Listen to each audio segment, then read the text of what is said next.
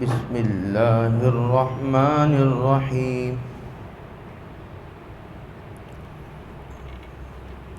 وَيَسْتَفْتُونَكَ فِي النِّسَاءِ قُلِ اللَّهُ يُفْتِيكُمْ فِيهِنَّ صدق اللہ العظیم۔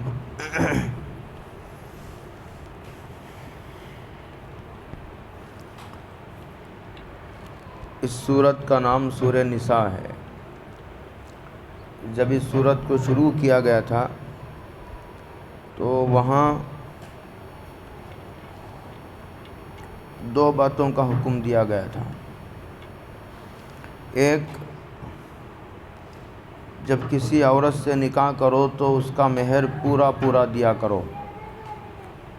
یہ مائک ٹوٹ گیا ابھی اس سے، اس لیے کھر کھر کی آواز آ رہی ہے، یہ ٹوٹ گیا ہے، دوسرا نہیں ہے۔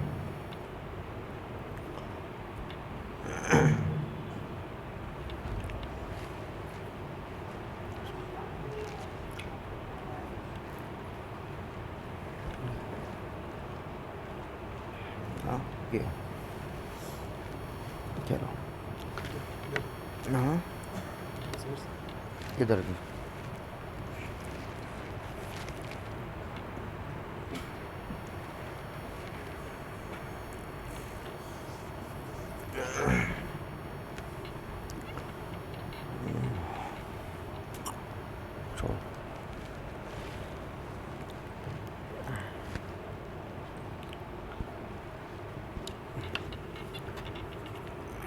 دوسرا، اس بات کا حکم دیا گیا تھا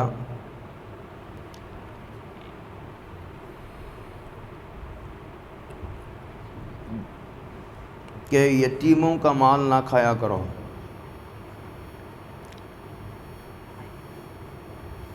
اگر کوئی بچہ یتیم ہو تو اس کا جو میراث میں حصہ ہے وہ صحیح ادا کر دیا کرو۔ یہاں قرآن مجید یہ کہتا ہے کہ وَيَسْتَفْتُونَكَ فِي النِّسَاءِ، کہ محمد صلی اللہ علیہ وسلم، لوگ آپ سے آ کر عورتوں کے بارے میں فتویٰ پوچھیں گے کہ ان کا مہر دینا چاہیے یا نہ دیں گے تو بھی چلے گا، اور دوسرا، ترکے میں میراث میں عورتوں کا حصہ ہے یا نہیں ہے، یہ آپ سے سوال کریں گے، استفتاء کریں گے۔ قُلِ اللَّهُ يُفْتِيكُمْ فِيهِنَّ، تو آپ کہیے پوچھنے والوں سے کہ اللہ عورتوں کے بارے میں آپ کو فتویٰ دیتے ہیں۔ اللہ مفتی ہیں، قرآن نے یہاں اللہ کو مفتی قرار دیا ہے۔ واقعی فتویٰ دینا بہت بڑا اور نازک کام ہے، اور اس زمانے میں سب سے آسانی ہی ہے۔ علاج کرنا ہو تو ڈاکٹر چاہیے، گھر بنانا ہو تو انجینئر، کپڑے سینا ہو تو ٹیلر، فتویٰ دینا ہو تو کسی چیز کی ضرورت نہیں، جو چاہے فتویٰ دے چلے گا۔ فتویٰ دینا یہ اللہ کے منشا کی ترجمانی کرنا ہے کہ اللہ یوں فرما رہے ہیں، اس لیے بڑا نازک ترین کام ہے فتویٰ دینا۔ کہتے ہیں کہ اللہ عورتوں کے بارے میں تم کو فتویٰ دیتے ہیں۔ کیا فتویٰ؟ وہی جو تم پر قرآن مجید میں تلاوت کیا گیا تھا یتیم عورتوں کے بارے میں، کہ ایک بچی یتیم ہے، ان کا والد نہیں ہے، ان کے والد کا انتقال ہو چکا ہے، ویسی عورتوں سے نکاح کر لیتے تو لا تؤتونہن ما کتب لہن، جو مہر ہے وہ مہر یا تو دیتے ہی نہیں، یہ جتنا دینا چاہیے تھا اتنا نہیں دیتے، اس میں کٹوتی کر دیتے ہیں۔ کیوں؟ اس لیے کہ پوچھنے والا نہیں، کوئی باپ ہی نہیں ہے ذمہ دار، اس لیے اس قسم کی بے اعتدالی اور غلط کاری زمانے جاہلیت میں چلتی تھی، قرآن کریم نے اس سے منع کیا کہ اگر کسی یتیم لڑکی سے نکاح کر لو جس کا باپ نہیں ہے تو اس کا مہر بھی پورا پورا دیا کرو، یہ کہا تھا۔ اور آگے کہا وہ ترغبون، بلکہ آپ کو میں اصل میں پہلے ایسا تھا کہ بچوں کو اور یتیموں کو یا عورتوں کو میراث میں حصہ نہیں دیتے تھے۔ اس لیے نہیں دیتے تھے، ان کا کہنا یہ تھا کہ یہ بچے اور عورتیں نہ اپنی حفاظت کر سکتے ہیں، نہ اپنے خاندان و قبیلے کی حفاظت کر سکتے ہیں، نہ دشمن کے لڑنے میں کام آتی ہیں، لہٰذا میراث میں ان کا حق ہی نہیں ہے، یہ کہتے تھے عورتوں اور بچوں کو۔ قرآن کریم نے ان دونوں کا رد کیا ہے، کہا کہ اگر یتیم عورتوں سے نکاح کر لو تو ان کو مہر دینا پڑے گا۔ وَتَرْغَبُونَ أَن تَنْكِحُوهُنَّ، اس کی دو تفسیریں ہیں۔ یہ کہ تم جو ہے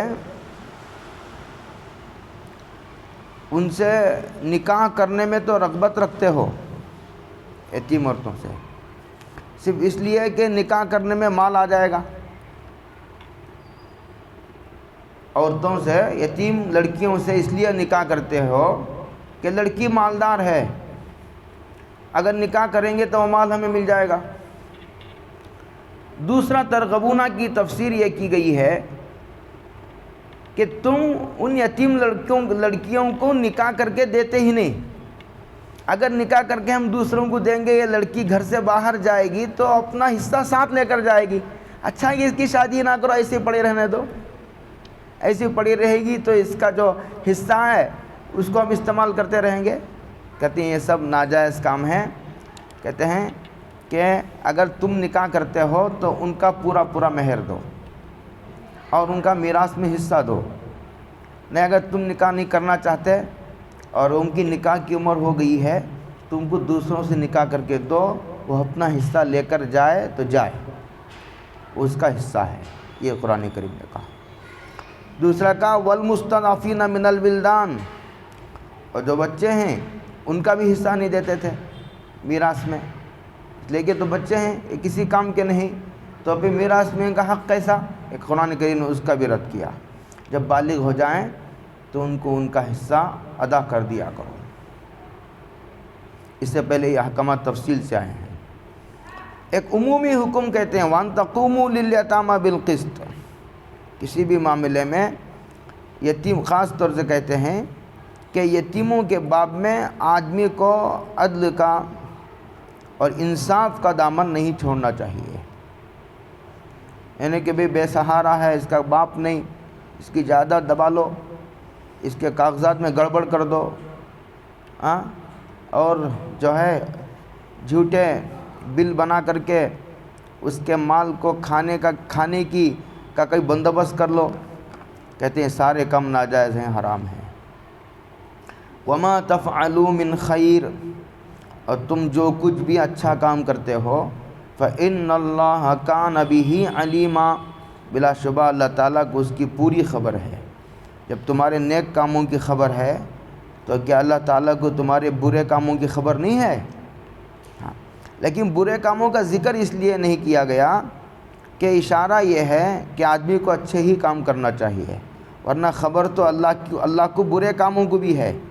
اچھے کاموں کی خبر ہے تو اللہ تعالیٰ اچھا بدلہ دیں گے، اور برے کاموں کی خبر ہے تو پھر اس کی سزا ملے گی۔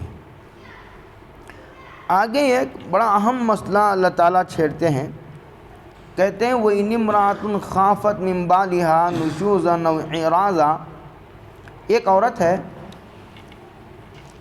اسے اپنے شوہر سے ظلم و زیادتی کا اندیشہ ہے،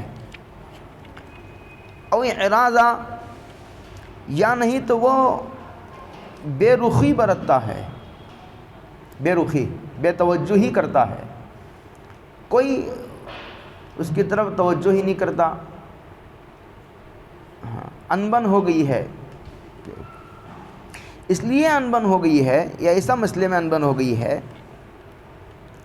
جو غیر اختیاری ہے۔ مثال کے طور پر ایک عورت بدصورت ہے،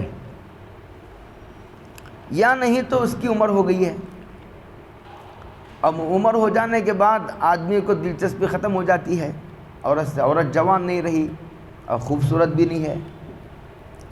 یہ ایسی چیز ہے کہ جس کی اصلاح عورت کے اختیار میں نہیں ہے، یہاں اس مسئلے کا ذکر ہے۔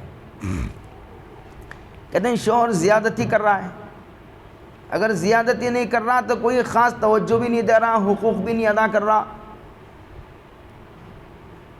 تو ایسی صورت میں کیا کریں عورت؟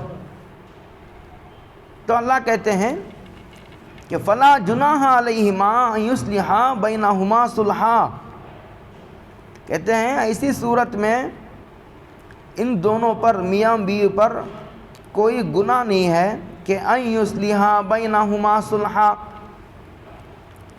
کسی عوض پر صلح کر لے، کچھ شرائط رکھ کر کے صلح کر لے، یہ بالکل ٹوٹ جانے سے بہتر ہے۔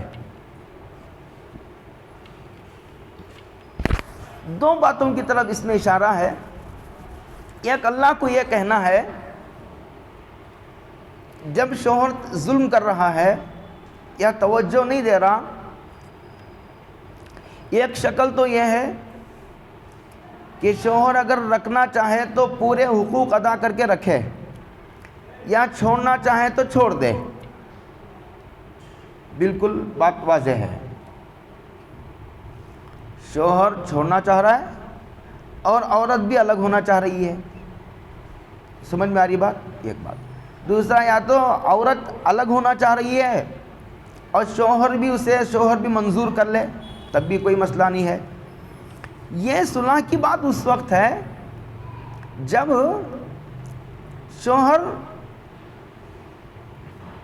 چھوڑنا چاہتا ہے اور بیوی نہیں چھوڑنا چاہتی، اولاد کی وجہ سے کہ اولاد ہے، اولاد پھر ادھر ادھر کی ہو جائے گی، اولاد بے سہارا ہو جائے گی، کم سے کم باپ نام کا ہی صحیح باپ تو رہے گا، نام کا ہی صحیح کم سے کم میرا گھر والا تو رہے گا، میں گھر والی کہلاؤں گی، میں جو ہے کسی کی بیوی تو کہلاؤں گی، مطلقہ اور خلا شدہ کہلانے کے بجائے کہتے ہیں اور بھی بہت ساری مصلحتوں کے پیش نظر، یعنی تمہیں الگ ہو جاؤں گی تو میں کہاں جاؤں گی، اب پھر بھائیوں کے پاس جاؤں گی، پھر ماں باپ کے، انہوں نے بڑی مشکل سے پہلے شادی کر کے مجھے دیا ہے، اب جا کے پھر باپ کے گھر بیٹھ جاؤں گی، وہاں پھر بھائیوں کا مسئلہ، وہاں پھر بھابھیوں کا مسئلہ، وہاں نندوں کا مسئلہ، پتہ نہیں کیا کیا مسائل ہیں، اور پھر جا کے بھائی کے کندھوں پر بوجھ بن جاؤں گی۔ یہ سوچ کر کے تو وہ کہ کچھ اپنے حقوق چھوڑنے پر راضی ہو جائے کہ ٹھیک ہے آپ مجھے گھر نہ دیں، میں اپنے گھر کا انتظام کر لوں گی، برتن ورتن دھو کے، یعنی تب مجھے کھانے کا بھی انتظام نہ کر لیں، میں اپنے کھانے کا انتظام کر لوں گی، اور پھر آپ میرے سے جو ہے وہ جو شب گزاری کے حقوق ہیں، کہتے میں وہ حقوق بھی معاف کرتی ہوں، پورے یا کچھ حقوق معاف کر دے۔ اور شوہر سوچے گا کہ ارے اچھا ہوا، میں تو اس لیے اس سے جان چھڑانا چاہتا تھا کہ ایک تو ہے بوڑھی اور خوبصورت بھی نہیں ہے اور میرا دل اس کی طرف مائل بھی نہیں ہے، اب جب یہ سارے اچھا اس کے ساتھ جب دل بھی نہیں لگتا ہے اور پھر حقوق بھی ادا کرو اوپر سے، اس لیے یہ الگ ہو جانا چاہتا تھا۔ اب جب یہ عورت نہ نفقہ کا مطالبہ بھی نہیں کر رہی اور نہ گھر کا مطالبہ اور نہ کپڑے کا، نہ دوائی کا، نہ رات گزارنے کا مطالبہ، بس وہ یہ کہتی ہے کہ آپ میرے شوہر بن کر رہی ہے، تو آدمی سوچے گا چلو جب مفت میں بیوی مل رہی ہے، سارے حقوق معاف کرنے تیار ہے، تو آپ کیا کرے گا؟ منظور کر لے گا، اس لیے کہ قرآن کہتا ہے کہ وہ حضرت الانفس الشح، یہ جو مفاد پرستی ہے، خود غرضی ہے، کہتے ہیں یہ ایک لالچ ہے نا، لالچ مال کی، کہ سارے حقوق آدمی کو چھوٹ جائیں گے، ادا کرنے نہیں پڑیں گے، تو آدمی جلدی صلح کے لیے راضی ہو جائے گا۔ تو اللہ تعالیٰ کہتے ہیں کہ اس طرح اگر کچھ حقوق معاف کرا کر بھی اگر نبھا سکتا ہے تو نبھانا چاہیے، یہ کہتے ہیں کہ اس کو منظور کر لینا چاہیے آدمی کو۔ وَالصُّلْحُ خَيْرٌ، صلح الگ ہونے سے بہرحال بہتر ہے۔ الگ ہونے میں بہت سارے مسائل کھڑے ہو جاتے ہیں، جیسے کہ میں نے اشارے دیا ابھی، بچوں کے تعلیم کا تربیت کا مسئلہ کھڑا ہو جاتا ہے، ان کے نان و نفقے کا، ان کی دوائی کا، ان کے گھر کا، ان کے کپڑوں کا، یہاں سے وہاں تک سارا نظام درہم برہم تتر بتر ہو جاتا ہے نظام۔ یہ کہتے ہیں کہ بہرحال صلح بہتر ہے، دب کر اپنے حقوق چھوڑ کر کے اس کے ظلم کو، زیادتی کو صبر و تحمل سے برداشت کرے اور جو ہے منظور کر لیں۔ بھی دوسرا اشارہ یہ دیا قرآن مجید نے کہ اس طرح حقوق معاف کرانا عورت سے، کہتے ہیں یہ رشوت نہیں ہے۔ حقوق معاف کرو گی تو میں تمہیں رکھنا منظور کروں گا، ایک طرح کی رشوت ہے نا، کہتے ہیں اللہ کہتے ہیں یہ رشوت نہیں ہے۔ اس طرح کے حقوق معاف کرا کر کے جڑ جانا، کہتے ہیں کہ اس کو قرآن کریم نے صلح کا نام دیا ہے۔ ٹھیک ہے، یہ بھی ٹھیک ہے، یہ رشوت نہیں ہے۔ تیسرا اشارہ یہ دیا کہ جب میاں بیوی میں انبن ہو جائے تو حتی الامکان اس بات کی کوشش کرنی چاہیے کہ میاں بیوی دونوں ہی مل کر کے اس مسئلے کو ڈیل کر دیں، تیسرا کوئی آدمی انوالو نہ ہو۔ اس لیے کہ ایک تیسرا آدمی انوالو ہوگا تو عورت شوہر کے ویو بیان کرے گی، شوہر بیوی کے ویو بیان کرے گی، دونوں کی کمزوریاں چوراہے پر بھانڈا پھوٹ جائے گا۔ یہ اچھی بات نہیں ہے۔ کہتے ہیں گھر کی بات گھر میں ہی رہے، یہ اچھا ہے۔ آپ اندازہ لگا رہے ہیں یہ اللہ کی کتابیں جو جبریل لے کر حضور کے پاس آئے تھے، کیسی پیاری تعلیمات ہیں۔ وَالصُّلْحُ خَيْرٌ، صلح کرنا بہرحال بہتر ہے، اور یہ دونوں ہی مل کر اپنے گھر کے اندر کر لے اس مسئلے کو، زیادہ بہتر ہے۔ دونوں سے نہ نپ سکا تو پھر تیسرا انوالو ہونا ہی پڑتا ہے، لیکن کوشش اس بات کی کریں۔ وَأُحْضِرَتِ الْأَنفُسُ الشُّحَّ، اور انسان کے اندر جو ایک لالچ کی بات رکھی گئی ہے، اس لالچ جو فطرت کے اندر داخل ہے اس کے بھی بے شمار فوائد ہیں۔ اس انسان کے اندر جو ایک فطری کمزوری ہے لالچ، کہتے ہیں اس لالچ کی بنیاد پر اس بات کی توقع زیادہ ہے، یعنی صلح کی توقع زیادہ ہے کہ آدمی خود غرض ہوتا ہے، مفاد پرست ہوتا ہے کہ مفت میں بیوی مل رہی ہے، حقوق بھی ادا نہیں کرنا پڑتا تو اچھا ہے، چلو کیا مشکل ہے، رہے گی اپنا۔ یہ کہہ آگے قرآن کہتا ہے یہ تو قانونی بات تھی، یہ تو قانونی بات تھی۔ اگر شوہر چھوڑنا چاہے تو چھوڑ بھی سکتا ہے، اگر بیوی بھی خلا لینا چاہے لے سکتی ہے، اور اگر صلح کرنا چاہے تو کر سکتے ہیں، اور صلح کرنا بہتر ہے، اور صلح کی توقع زیادہ ہے اگر عورت اپنے حقوق چھوڑ دے۔ اتنی بات قانونی کہی ہے قرآن نے، قانونی گفتگو، جیسے ایک لائر گفتگو کرتا ہے۔ آگے اللہ تعالیٰ کہتے ہیں وَإِن تُحْسِنُوا، لیکن اگر تم اچھا سلوک کرو، اور ٹھیک ہے بوڑھی ہو گئی، بڑھاپے سے سب کو دوچار ہونا ہے، خوبصورتی کا تعلق تو یہ ایک غیر اختیاری چیز سے ہے۔ آدمی چاہ کر کوئی اپنی ناک بنا لے، اب جیسی چاہے اپنی آنکھ بنا لے، جیسے چاہے اپنا ماتھا بنا لے، جیسے چاہے اپنے ہونٹ بنا لے، جیسے چاہے اپنے گال بنا لے، جیسے چاہے اپنا رنگ بنا لے، ایسا تو نہیں ہو سکتا نا، یہ غیر اختیاری چیز ہے بھائی۔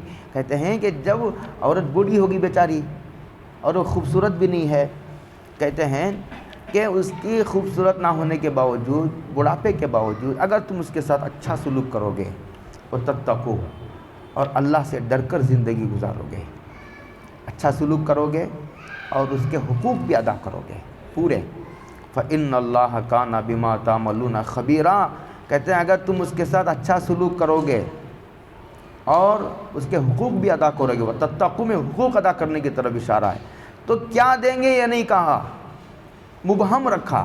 مبہم اس لیے رکھا اگر تم بوڑھی ہونے کے باوجود اور بدصورت ہونے کے باوجود تم نے اس کو چھوڑا نہیں رکھا، اور پھر اس کے پورے حقوق بھی ادا کرتے رہے، اس کے کھانے پینے کا انتظام بھی کیا، گھر کا، دوائی کا، بچوں کے تعلیم و تربیت کا انتظام بھی کرتے رہے، اس کے ساتھ رات بھی گزارتے رہے، کہتے ہیں کہ اللہ کیا دیں گے تمہیں، کہتے ہیں کہ وہ ہم نہیں جانتے، جب اللہ دیں گے وہ دے گا، اور جو لے رہا ہے اس کو ہی پتہ چلے گا اللہ کیا دیں گے۔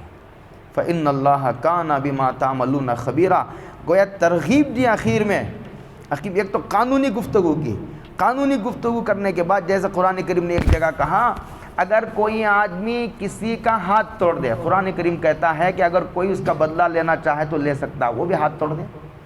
اگر کوئی آدمی کسی کا کان کاٹ دے تو کہتے ہیں اگر بدلہ لینا چاہے تو سامنے والا اس کا کان کاٹ دے۔ آنکھ پھوڑ دے تو سامنے والا بھی آنکھ پھوڑ دے، ہے نا، یہ کہا۔ لیکن اخیر میں قرآن اگر کسی نے کسی کا دانت توڑ دیا مار کر کے تو کہتے ہیں سامنے والا بھی دانت توڑ دے مار کر کے، اجازت ہے۔ انسان کی انتقام لینے کی کا جو انسان کے اندر ایک جذبہ ہے اس کو دبایا نہیں گیا، اسے اجازت دی گئی، گنجائش دی گئی۔ لیکن اخیر میں ایک بات کہی قرآن کریم نے، فمن عفا واصلح، جو معاف کر دے اور پھر صلح کر لے، کہتے ہیں اللہ تعالیٰ اس کو اس کے بدلے کو اپنے اوپر واجب کر لیتے ہیں۔ کیا دیں گے نہیں کہا، بس اتنا کہا کہ ہم دیں گے بدلہ۔ کیا دیں گے؟ جب دیں گے تو ساری دنیا دیکھے گی، جب انسان کو ایک ایک نیکی کی ضرورت ہوگی۔ فاجرہ، ترغیب دی، قانون بتا کر کے، قانونی گفتگو سے فارغ ہونے کے بعد اللہ تعالیٰ ایک رابطے کی گفتگو کرنا چاہتے ہیں، جیسے ایک خالق اپنے مخلوق سے گفتگو کرتا ہے، اور جیسے معبود اپنے جو ہے بندے سے گفتگو کرتا ہے، اس طرح کی گفتگو بھی کی۔ ہاں، ترغیب اس بات کی دی، قانون بتانے کے بعد ترغیب معاف کرنے کی دی۔ اسی طرح قانونی گفتگو کرنے کے بعد ترغیب احسان کی، ترغیب حقوق ادا کرنے کی دی۔ عجیب ہے قرآن مجید میں۔ آخر میں کہا وَلَن تَسْتَطِيعُوا، یہ جو ہے ایک سے دو بیویاں، اگر کوئی آدمی عدل کر سکتا ہے تو اسے بیک وقت 4 بیویوں سے نکاح کرنے کی اجازت ہے۔ جہاں آیت آئی تھی میں نے تفصیل سے کلام بھی کیا ہے۔ اگر آدمی عدل نہیں کر سکتا، نمبر 1 بولو عدل، نمبر 1 عدل، نمبر 2 صحت، سمجھ رہے؟ نمبر 2 کیا ہے؟ صحت۔ نمبر 3 مالدار ہونا۔ کتنے ہو گئے شرطیں؟ 3 ہو گئے۔ چوتھی شرط یہ ہے جو تجربے سے ثابت ہے، دوسرے نکاح کے بعد جو حالات آئیں گے اسے فیس کرنے کے لیے تیار ہے، کچھ بھی ہو سکتا ہے۔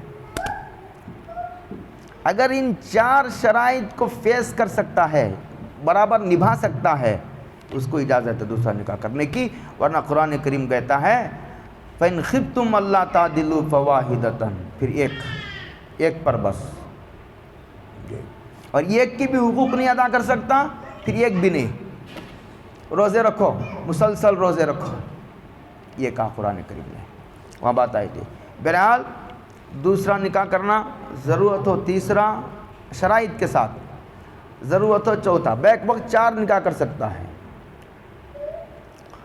کہاں وَلَن تَسْتَطِيعُوا أَن تَعْدِلُوا بَيْنَ النِّسَاءِ، تم عورتوں کے درمیان ہرگز عدل کرنے کی استطاعت نہیں رکھتے، یعنی غیر اختیاری امور میں۔ ایک تو ہے اختیاری امور، جیسے 2 بیویاں ہیں، اس کو بھی گھر دیا، اس کو بھی گھر دیا، یہ تو اختیاری چیز ہے۔ اور اس کو بھی کپڑے، اس کو ایک جوڑا لے آیا تو اس کو بھی ایک جوڑا لے آیا، اس کو جو گھر میں چاول پہنچاتا ہے اس کو وہی چاول پہنچاتا ہے، اور اس کے لیے بھی ایک سواری، اس کے لیے بھی ایک سواری، ایک رات اس کے پاس، ایک رات اس کے پاس گزارتا ہے۔ تو کہتے ہیں یہ تو ہوا اختیاری امور، لیکن کچھ وہ امور ہیں جن کا تعلق جو ہے دل سے ہے، جو آدمی کے کنٹرول میں نہیں، جیسے محبت ہے۔ حضرت رسول اللہ صلی اللہ علیہ وسلم نے فرمایا، حضرت عائشہ سے حضور کو سب سے زیادہ محبت تھی، اپنی بیویوں میں سب سے زیادہ محبت حضرت صدیقہ سے تھی رضی اللہ تعالی عنہا، اور صدیقہ ہی وہ واحد بیوی تھی جو باکرہ تھی، کنواری، باقی ساری عورتیں بیوہ تھیں، ایک ہی حضرت عائشہ کنواری تھی۔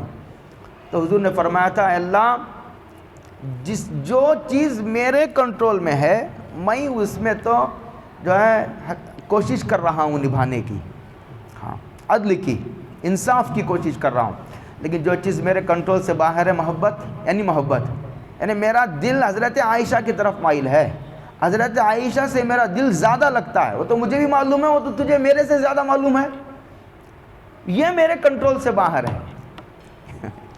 حضور نے معذرت کی، اللہ سے معافی مانگی کہ یہ اس میں عدل و انصاف میرے بس کی بات نہیں ہے. تو اس کے بارے میں قرآن کہتا ہے یہ اسی غیر اختیاری چیز کے بارے میں، جیسے محبت وغیرہ ہو سکتا ہے کسی بیوی سے زیادہ محبت ہو جائے، کسی بیوی کے ادائے زیادہ پسند ہو، اخلاق زیادہ پسند ہو، اس کی دینداری زیادہ پسند ہو، اس کی سخاوت زیادہ پسند ہو، اس کا مزاج زیادہ بہتا ہو من کو، ایسا ہو سکتا ہے آدمی کو. کہتے ہیں کہ اس میں عدل کا مطالبہ بھی نہیں ہے اور اس میں عدل کرنا ممکن بھی نہیں ہے، اور جو ممکن نہیں ہے اس کا مطالبہ بھی نہیں ہے. عجیب بات ہے. وَلَن تَسْتَطِيعُوا أَن تَعْدِلُوا بَيْنَ النِّسَاءِ وَلَوْ حَرَصْتُمْ. تم چاہتے ہوئے بھی جو ہے بیویوں کے درمیان غیر اختیاری امور میں عدل سے کام نہیں لے سکتے، نہیں کر سکتے تم عدل. لہٰذا جو اختیاری امور ہیں ان میں عدل و انصاف سے کام لو. لیکن کیا کہا؟ فَلَا تَمِيلُوا كُلَّ الْمَيْلِ فَتَذَرُوهَا كَالْمُعَلَّقَةِ. اچھا جناب ٹھیک ہے، غیر اختیاری امور میں ہم معاف کر دیتے ہیں، چلو ٹھیک ہے. کسی بیوی سے تمہارا دل زیادہ لگتا ہے، اچھی بات ہے، ہم نے اس کو منظور کر لیا ہم نے. لیکن جو اختیاری چیزیں ہیں ان میں ایک بیوی کی طرف جھک جانا، کہتا ایسا نہیں کہ ایک بیوی کو لٹکا دیا، چھوڑتے بھی نہیں، حقوق بھی نہیں ادا کرتے، ادھر نہ ادھر کی نہ ادھر کی، نہ ادھر کی، چھوڑتے بھی نہیں کہ آزاد کرو گے تو کم سے کم وہ کسی دوسرے سے نکاح کر لے گی، اور رکھتے ہو تو حقوق نہیں ادا کرتے. ایسا نہیں کرنا چاہیے. حدیث پاک میں آتا ہے جو آدمی بیویوں کے درمیان اختیاری امور میں عدل نہیں کرتا، قیامت کے دن اس حالت میں آئے گا کہ اس کا ایک دھڑے پر لقوہ پڑ جائے گا. کیا پڑ جائے گا؟ لقوہ.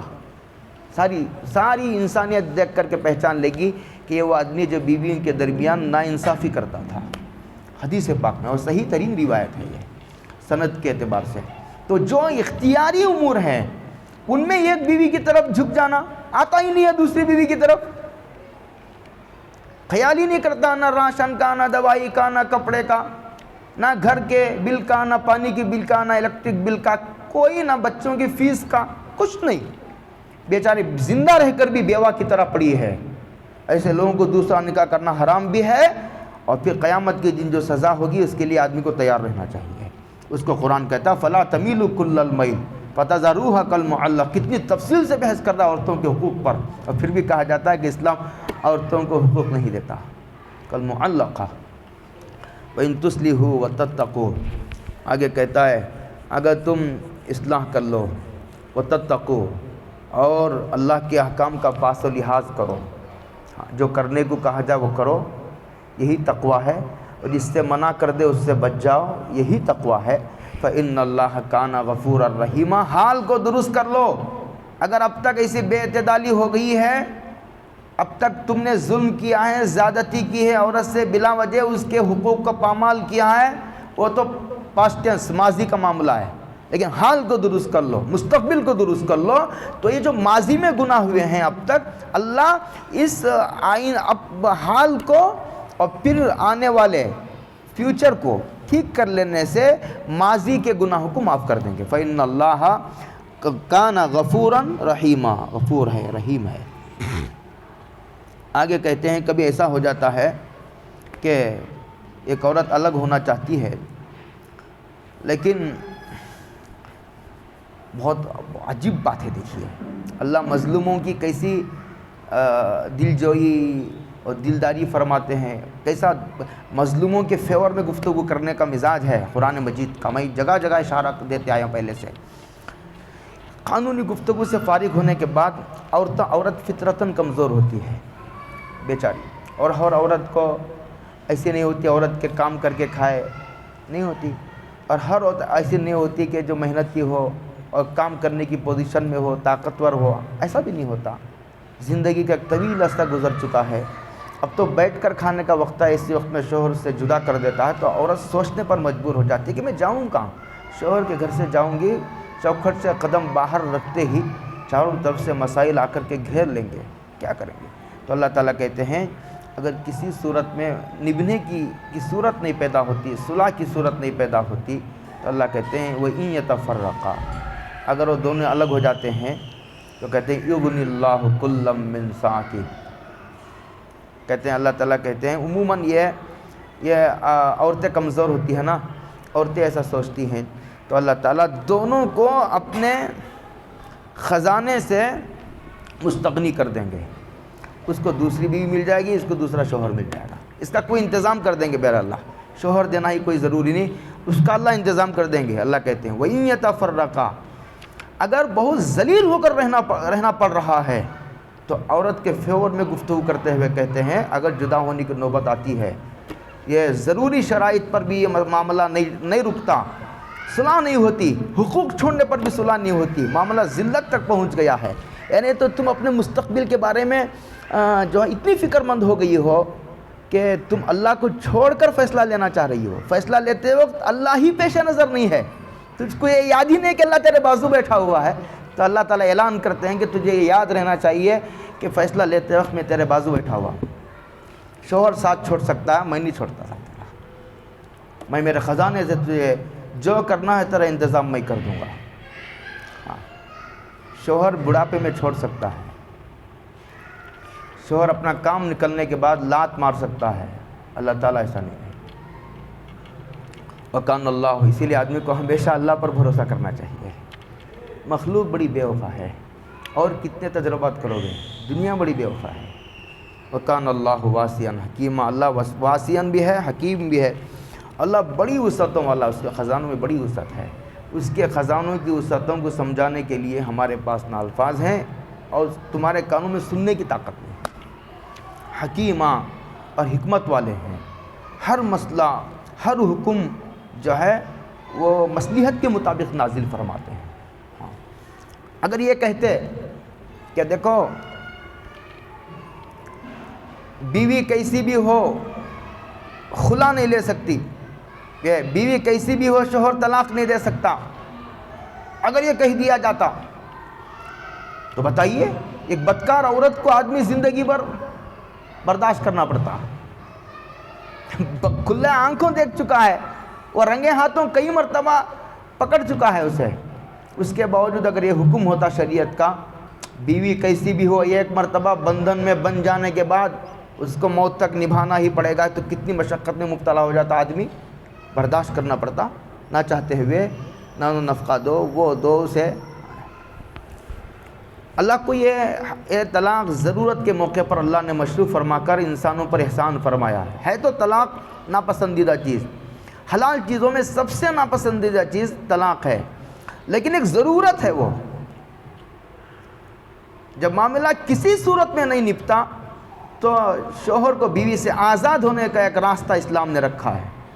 ہمارے نیاز صاحب آتے ہیں نا، ان کی کتاب ہے طلاق مسئلہ نہیں مسئلے کا حل ہے، ان کی چھوٹا رسالہ ہے، یہ مسئلہ نہیں ہے طلاق، یہ مسئلے کا حل ہے۔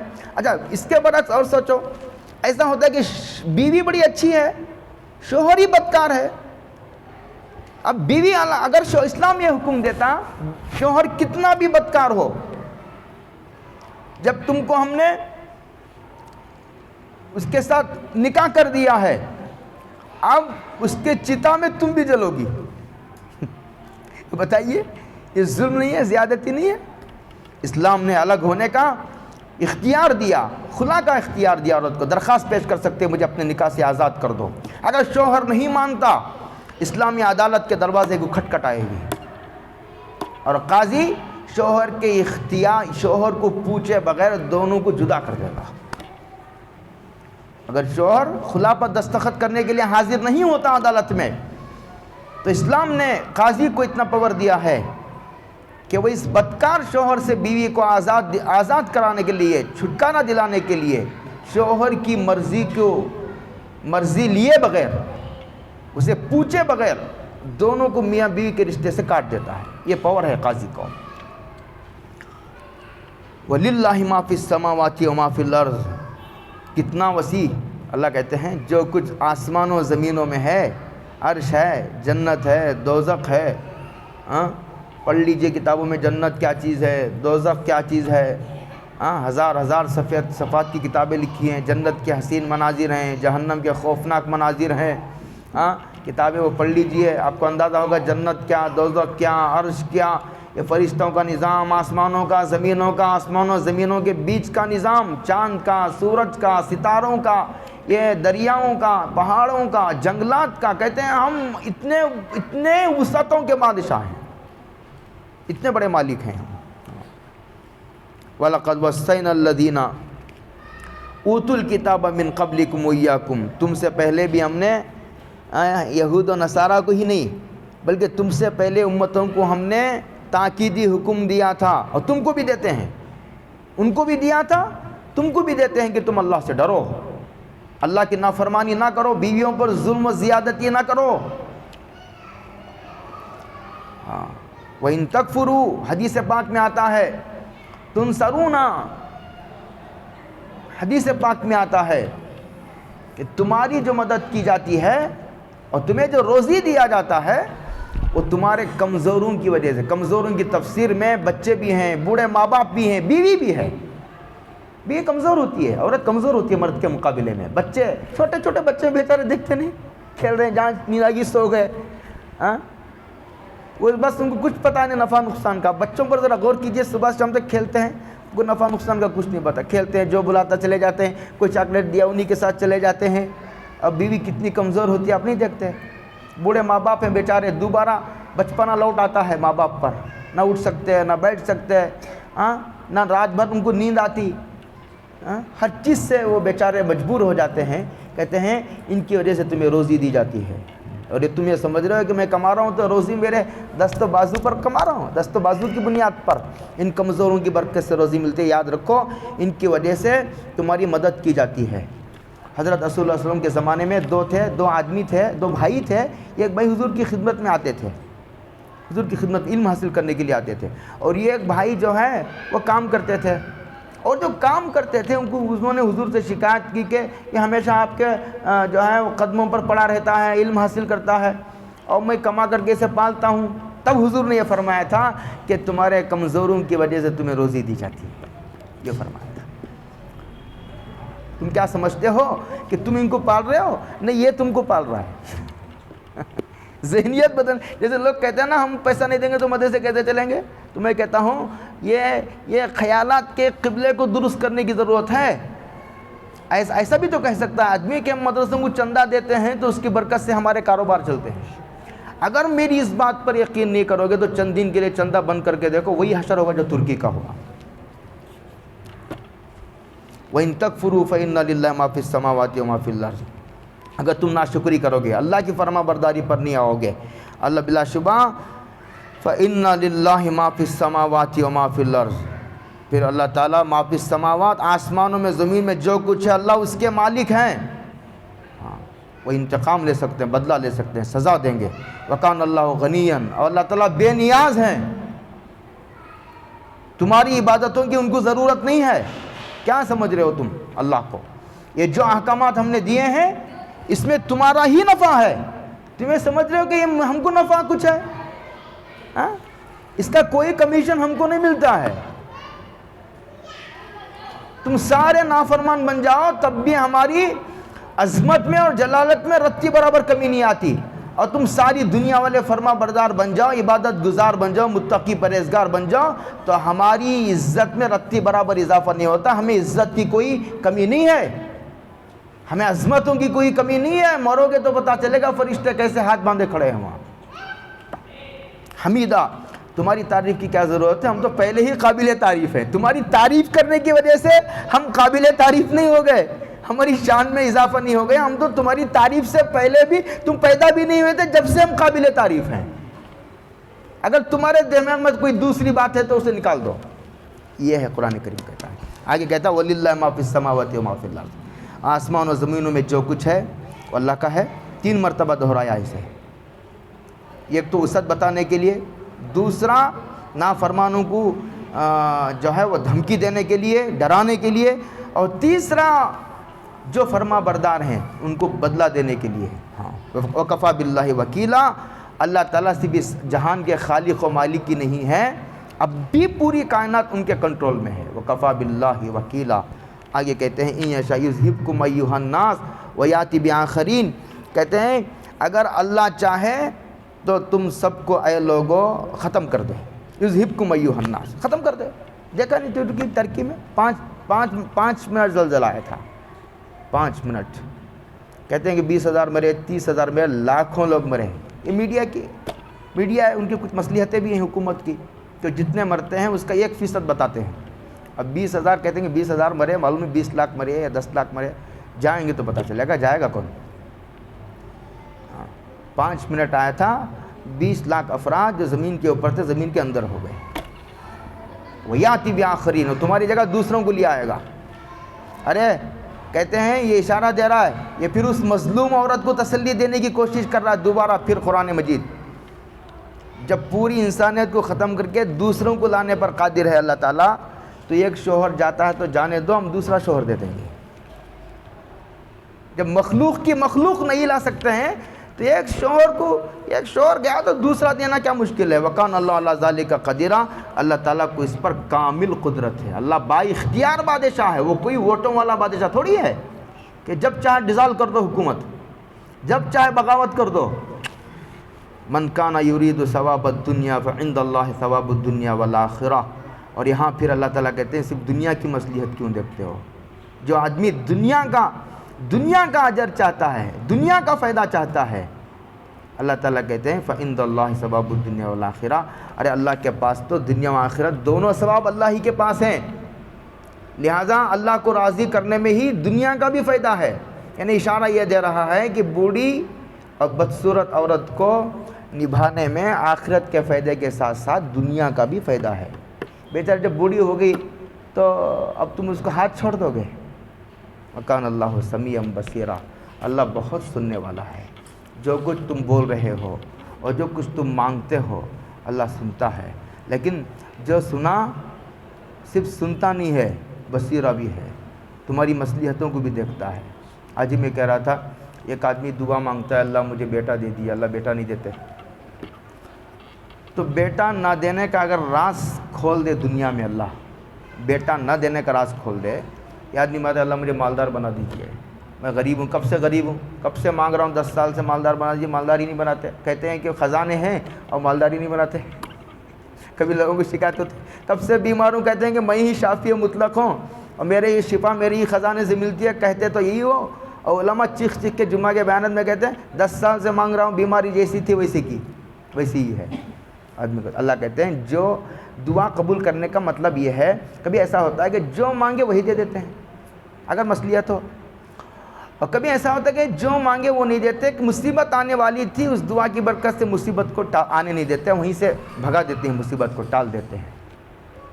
اور کبھی ایسا ہوتا ہے کہ دیتے ہیں لیکن دیر سے دیتے ہیں، اور کبھی ایسا ہوتا ہے کہ دیتے دیر سے بھی نہیں دیتے بلکہ اس دعا کا اجر آخرت میں دیں گے۔ اسی لیے بعض روایتوں میں آتا ہے کہ لوگ جا کر دیکھیں گے ان کے نامہ عمل میں بہت سارے اعمال کا اجر لکھا ہوگا کہ اللہ یہ تو میں نے اس میں سے کچھ بھی نہیں کیا اور میرے نامہ عمل میں لکھا ہوا کہ تو نے دعا کی تھی، دنیا میں دعا قبول کرنا تیرے مصلحت کے خلاف تھا، اس لیے ہم نے آخرت کے لیے اجر جمع کر دیا ہے۔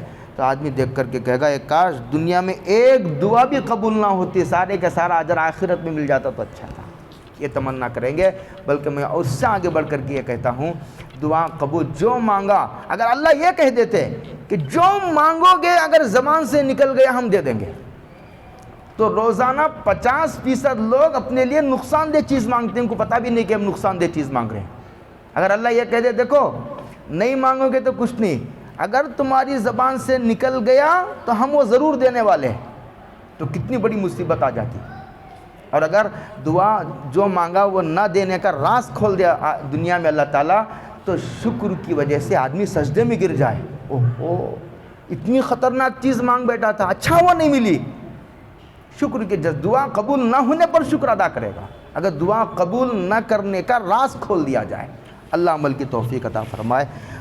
اللہ حضرت مولانا گیلانی نے عجیب بات لکھی ہے، کہا کہ اللہ کا علم بندے کی جہالت کا ساتھ نہیں دیتا، بندہ اپنی جہالت سے اور کم علمی کی وجہ سے وہ نقصان دینے والی چیز مانگتا ہے، لیکن اب اللہ اپنے علم کامل سے اپنے بندوں کو نقصان کی چیزوں سے بچاتے ہیں۔ یہ اللہ کی کمال شفقت ہے، کمال مہربانی ہے۔ اللہ عمل کی توفیق عطا فرمائے۔ وآخر دعوانا ان الحمدللہ رب العالمین۔ یہ مثال کی آخری تفسیر ہے، اللہ تعالی ہماری اس تفسیر کے سلسلے کو قبول فرمائے، اللہ بابرکت فرمائے۔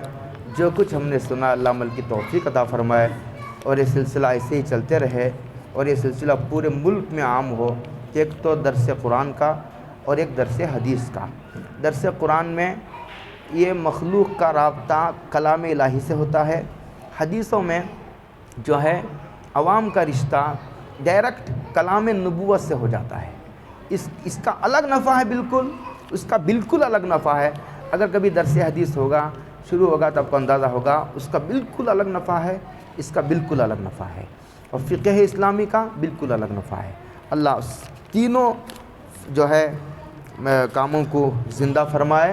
اس وقت اس کی زیادہ ضرورت ہے کہ قرآن و حدیث کے پلیٹ فارم سے کوئی بات مضبوط بنیادوں پر سمجھی اور سمجھائی جائے۔ اللہ اس سلسلے کو عام کرے۔ رمضان کے بعد انشاءاللہ مشوروں سے اس سلسلے کو عام کیا جائے گا۔ دعا کیجیے اللہ تعالیٰ اس سلسلے کو پائیداری نصیب فرمائے۔ جو کوتاہی ہوئی ہے اللہ اپنے کرم سے معاف فرمائے۔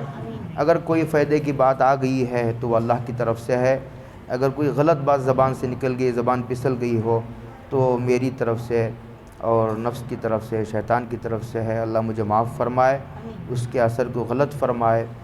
سبحان ربک رب العزت عما یصفون وسلام علی المرسلین والحمد للہ رب العالمین۔ یہ کیا ہے؟ کیا ہے؟ ان کے دونوں والدین ہیں یا ان کے سسر ہیں؟ یہ کیا ہے؟ یہ مطلب مرحومین ہیں؟ جی تینوں مرحومین ہیں۔ اچھا ان کے لیے دعا کریں۔ اچھا، کیا ہے؟ حاجی عبدالقدوس صاحب اور امیر جان بھی، یہ بھی حج کیے ہوئے ہیں، اور نبی رسول، ان تینوں کے لیے، تینوں مرحومین ہیں، دعا کرو ان کے لیے، اور اللہ تعالیٰ امت کے سب مرحومین کی مغفرت فرمائے۔